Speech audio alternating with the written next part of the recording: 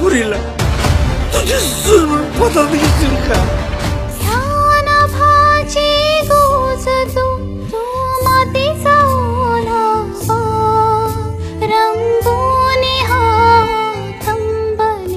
हा देव भाट्याचा नाही, भाटाच आपला देव आहे.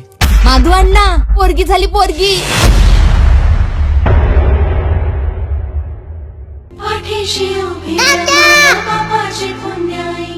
माया सारी तुझ्यावर झेललया भार तुहे डोंगराये वड वाट सकना नदावर. घो घो घराचा. अगं ती साळा आहे. साळा बघितल्यापासून तर तिकडनं हटतच नव्हती.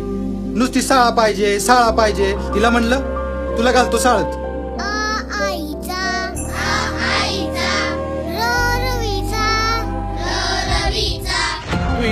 बेलदारांच्या पोरांना शाळा शिकवायला लागली. अरे समजू तिला आपलं काय काम आहे ती. अरे गंग्या, पोरीनं काल साळा बघितली म्हणून पोरं साळा साळा खेळत असतील. त्यात एवढं भांडण्याचं काय? बेलदाराची पोरं साळत जायला लागली तर भाट कोणी फोडायचं?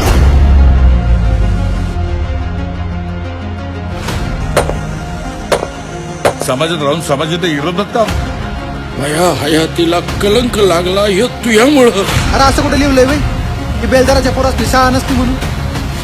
अव कशा पायी पोरीला खोटी आस लावताय? असा आपला संसार थाऱ्यावर आहे का? आज हिथं तर उद्या तिथं. काय गरज आहे पोरीला शाळा शिकवायची? आणि शाळा शिकून तुझी पोरगी काय करणार आहे? धगडच वाहणार आहे ना. तुमची नाच शाळा जाते ना व, तशी माझी पोर बी जाईल.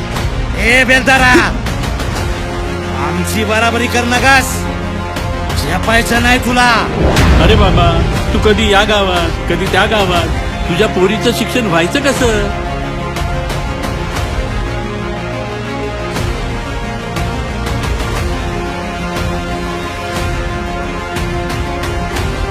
कानीला साळच घालायची आहे ना, आपण उभी करू साळा. या साळासाठी दगडी फोड कामगार लोकांना कळू दे की एक बेलदार शाळा बांधू शकतोय.